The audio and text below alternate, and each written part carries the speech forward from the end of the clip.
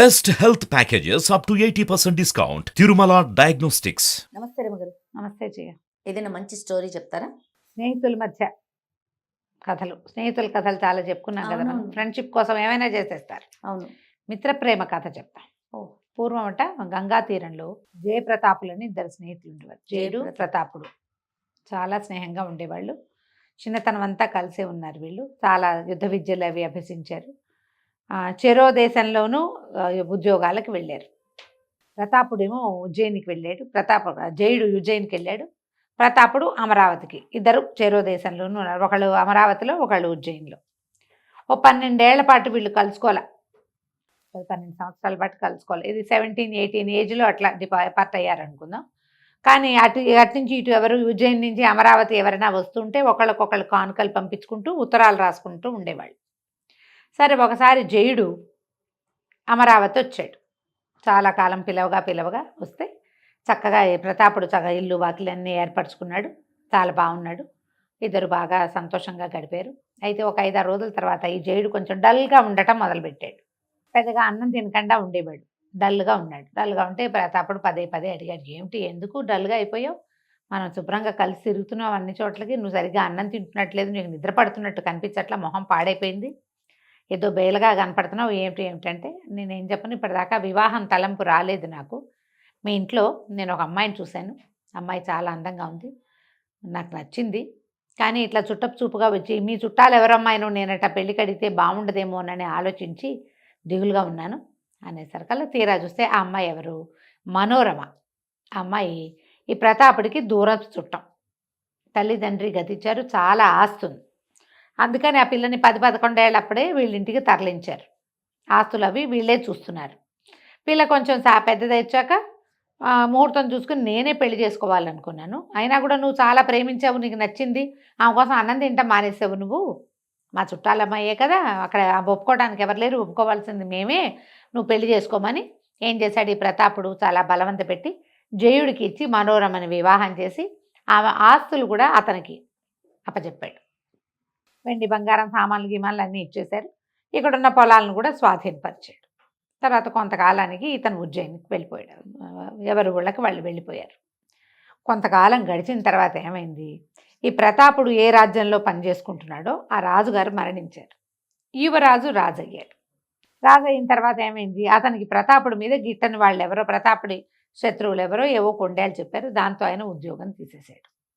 ఈయన కొంతకాలం గడిపాడు. కానీ దాదాపుగా ఆస్తులు కూడా స్వాధీనం చేసేసుకుంటారు రాజులు. ఉద్యోగం నుంచి ఏమంటారు, సస్పెన్షన్ ఉండదు, బర్తరఫ్ చేసేయటమే. చేసేసి మొత్తం ఆస్తి అంతా స్వాధీనపరిచేసుకుంటారు. ఏదో దాచుకున్నవి కూడా ఏమీ మిగలక బికారి అయిపోయాడు అతను. బికారి అయిపోయి ఇక అతనికి ఎవ్వరు లేరు ఇక్కడ. ఆ చుట్టాలు పక్కాలు కూడా రాజభయంతో అతన్ని ఆదరించలే. సరే, ఇతను మనకి జయుడు ఒక్కడే ఆసరా, జయుడు దగ్గరికి వెళ్దామని బయలుదేరాడు. వాహనం కూడా లేదు. వెళ్ళగా చివరికి అదే ఉజ్జయిని నగరం అనుకుందాం, అక్కడికి అమరావతి ఉజ్జయిని అక్కడికి చేరాడు. చేరేసరికల్లా ఏమైంది, రాత్రి అయిపోయింది. బికారిగా ఉన్న తన బట్టలు, ప్రయాణంలో ఇన్ని రోజులు నడకకి అలసిపోయి చీదరగా ఉన్న తన మొహము, గుడ్డలు ఇవన్నీ ఆలోచించుకుని చీకటి పడింది. రాత్రి వేళ ఇక్కడికి వెళ్ళకూడదు అని చెప్పి మహాకాళ మందిరానికి దగ్గరలో ఉన్న శ్మశానపు బయట మందిరాల్లాగా ఉంటాయట మండపాలు, అక్కడ పడుకున్నాడు ఈ ప్రతాపుడు. పడుకుంటే ఏమైంది, కొంచెం ఒక రాత్రి గడిచిన తర్వాత ఎవరో 2 వ్యక్తులు పోట్లాడుకుంటున్నట్టుగా కనపడుతోంది, వినిపిస్తోంది. ఇతను లేచాడు. ఇంకా ఇలాంటి మండపాలు ఉన్నాయి. ఇట్లా మహాకాళ ఈ ఉజ్జయిని వచ్చిన వాళ్ళు అలా పడుకుంటారు. అక్కడక్కడ మండపాలు ఉండేవి ఆ కాలంలో. శ్మశానం దగ్గర అంటే అదేదో తప్పుగా భావించద్దు, అప్పుడు మహాకాళ మందిరకు దగ్గరలోనే శ్మశానం ఉంటుందట, ఉండేది అప్పట్లో. సరే, ఏమైంది, ఇతను లేచి చూసేసరికల్లా ఒక 2 పోరాడుకుంటున్నారు. అందులో ఒకటి చేతిలో కత్తుంది, రెండో వాడు ఆపుతున్నాడు. సడన్గా రెండో వాడు కూడా బొడ్లోంచి కత్తి తీసి మొదటి వాడిని పొడిచేశాడు. పొడిచేసి పరిగెత్తుకుంటూ ఈ ప్రతాపుడు ఏ వైపు ఉన్నాడో ఆ వైపుకి వచ్చేసాడు. వీళ్ళు ఒక చోట ఇది యుద్ధం, వీళ్ళిద్దరికి పోరాటం జరుగుతుంది. ఇతను ఒక మండపంలో ఉన్నాడు. అవతల వైపు ఉన్న మండపాల్లో వాళ్ళు కూడా ఈ పోరాటాన్ని చూశారు. అతను ఈ ప్రతాపుడు ఉన్న వైపుకి పరిగెత్తుకుంటూ వచ్చి ప్రతాపుడిని మందిరాన్ని దాటి, ఆ మండపాన్ని దాటి వెళ్ళిపోయాడు. ఎప్పుడైతే ఒకడు చచ్చి పడ్డాడు, రెండో వాడు పరిగెత్తాడు అనుకోగానే అక్కడ వాళ్ళు ఇంకా భయం లేదు కదా, పోరాడుకుంటున్నప్పుడు మధ్యలోకి వెళ్ళారనుకో వీళ్ళకి కూడా తగులుతాయి కత్తిపోట్లు. అవునవును. ఎప్పుడైతే అతను పారిపోయాడు, పట్టుకోండి అని ఆ మిగిలిన మండపాల్లో ఉన్న జనం పరిగెత్తుకుంటూ ఇటు వచ్చారు. వచ్చేసరికల్లా దిగ్భ్రాంతిగా నిలబడిన ప్రతాపుని పట్టేసుకున్నారు వాళ్ళు. ఆ మండపము మీదకి వెలుగు పట్టల్ల. అంతకుముందు కూడా ప్రతాపుడు అక్కడే నుంచునున్నాడని వాళ్ళు చూడల. మండపం వైపు పరిగెత్తుకొచ్చాడు. మండపంలో ఉన్నది ప్రతాపుడు ఒక్కడే కాబట్టి పెడరక్కలు విరిచి పట్టేసుకున్నారు. ఇతను నేను కాదని చెప్పినా కూడా వినిపించుకో అతను బికారి బట్టల ధోరణి, అతను మాసిపోయి ఉన్న అతని మొహము భీతావహంగా ఉంది. అతను కంగారు పడ్డాడు అపరాత్రి నిద్రలో ఇలాంటిది చూసేసరికి. దాంతో ఈ భయంగా ఉన్న మొహం చూసేసరికల్లా వీడే హంతకుడని వాళ్ళు భావించారు. పట్టుకోవటం ఏమిటి, ఆ తెల్లవారేసరికల్లా సైనికులు పట్టేసుకున్నారు. పట్టుకుని ఇతన్ని తీసుకెళ్తుంటే తెల్లారేసరికి విచారణ మొదలుపెట్టేసరికల్లా అక్కడ ఏమిటి, ఇలాగా హత్యలకి మరణశిక్షే. ఇతను ఏం చేయాలో చేష్టల దగ్గర నుంచుంటే ఈ లోపల జనమంతా చేరారు. అది ఓపెన్గా ఉండే న్యాయస్థానమే. ఆ జనాల్లో నుంచి జయుడు పరిగెత్తుకుంటూ వచ్చి ఈ హత్య ఇతను కాదు నేను చేశాను అన్నాడు. అనేసరికల్లా ప్రతాపుడు అన్నాడు కాదు నేనే చేశాను హత్య. వీళ్ళు తెల్లబోయారు. నేనంటే నేను. వీళ్ళు అక్కడ ఉన్న సాక్షులంతా ఏం చెప్తున్నారు, మేము ఇతన్నే చూసాం అక్కడ, ఈ రెండో అతన్ని మేము చూడలేదంటున్నారు. జయుడు చెప్పాడు కాదు నేను హత్య చేసి మండపం పక్కన నక్కున్నాను, ఇతను మండపం మీద నుంచున్నాడు, అందుకని అతను పట్టుకున్నారు. నేను మండపం పక్కనే ఉన్నాను, నా మూలంగా అతను జైల్లో పడ్డం ఇష్టం లేక నేను వచ్చాను. ఇద్దరు మొహమొహాలు చూసుకున్నారు, ఒకళ్ళనొకళ్ళు గుర్తుపట్టుకున్నారు. ఏం చేస్తారు అర్థం కాలేదు ఏం చెయ్యాలో. సరే అక్కడి నుంచి జడ్జి గారు ఎవరు హంతకుడు అనేది తేల్చలేకపోయారు. ఎందుకు చంపావు అనేదానికి అసలు కారణమే లేదు. అతను చెప్పలేడు, ఇతను చెప్పలేడు.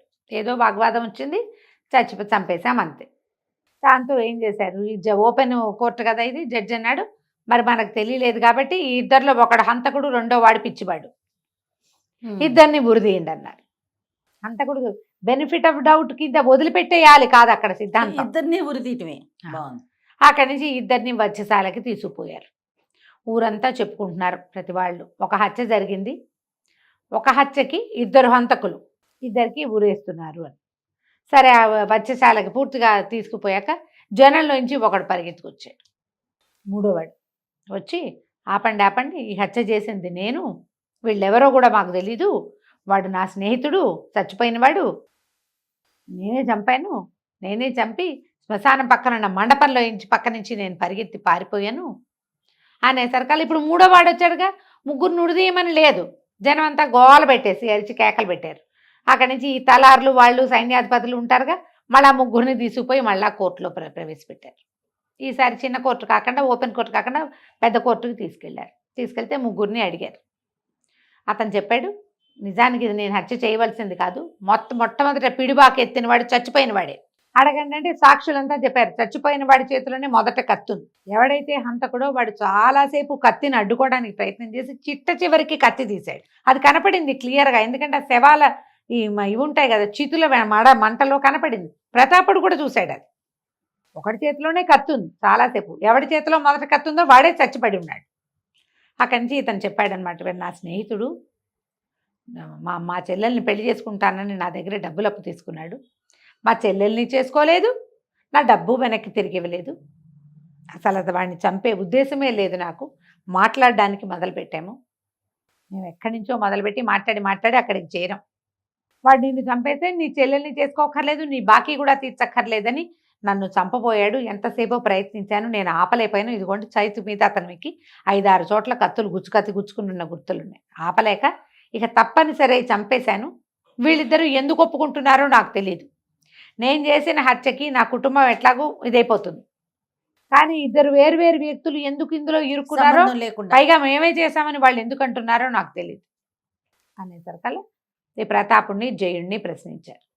ఆ జయుడు ఏం చెప్పాడంటే నేను ఈ ఇక్కడ వాడినే, ఫలానా ఉద్యోగంలో ఉన్నాను, జనం గుర్తుపట్టారు అతన్ని, సైనికులు కూడా చెప్పారు, రాయిస్ కార్డు ఇతను లెక్కలు చూసే దీంట్లో ఉంటాడు, అతను యుద్ధ విద్యలు నేర్చుకున్నా కూడా అతను ఎక్కువగా అందులో ఉంటాడు, సైనికుల లెక్కలు అవి రాసుకోవటము ఆ డిపార్ట్మెంట్లో ఉంటాడు. కరివాడినే ఇతను నా స్నేహితుడు, తను పెళ్లి చేసుకోవాల్సిన అమ్మాయిని నాకు ఇచ్చి పెళ్లి చేసి ఆమె ఆస్తి అంతా నాకు స్వాధీనపరిచాడు. ఎంతో చిన్నప్పటి నుంచి మేమిద్దరం స్నేహితులం, కొన్ని సంవత్సరాలుగా కలవలేదు. అతను నన్ను కలవడానికే ఈ ఊరు వచ్చి ఉంటాడు, కానీ వేషధారణ చూస్తే ఇదేదో ప్రమాదకరమైన పరిస్థితిలో ఉన్నట్టున్నాడు. ఒకవేళ పొరపాటున అతను ఏమైనా హత్య చేశాడేమో, అతని జీవితం పోతుంది, అతనికి ఉరిశిక్ష పడుతుందని నేను ఒప్పుకున్నాను. కాపాడడం కోసం నేను ఒప్పుకున్నాను, నేనే చేశానని చెప్పాను.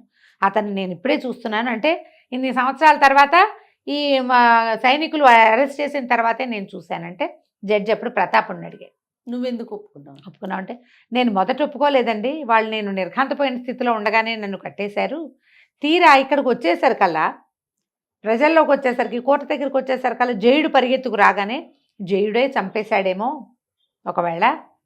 మరి నేను ఒప్పుకుంటే నేనేమింది అంతా పోగొట్టుకున్నాను, ఇతనికి బిడ్డ పాప ఉన్నారు, నాకేమీ లేదు, నా స్నేహితుడైనా బాగుంటాడని నేనే చేశానని నేను ఒప్పుకున్నాను అనగానే జడ్జి గారు, అప్పుడే వచ్చిన మంత్రి గారు చాలా ఆశ్చర్యపోయారు.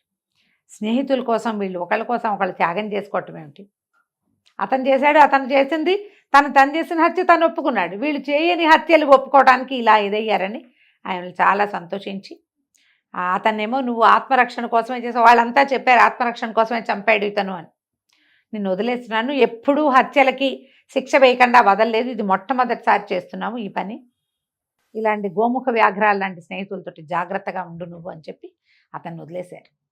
ఈ ప్రతాపుడికి కూడా ఈ రాజ్యంలోనే ఒక ఉద్యోగం ఇచ్చి అతన్ని ఇక్కడే అట్టపెట్టుకున్నారు.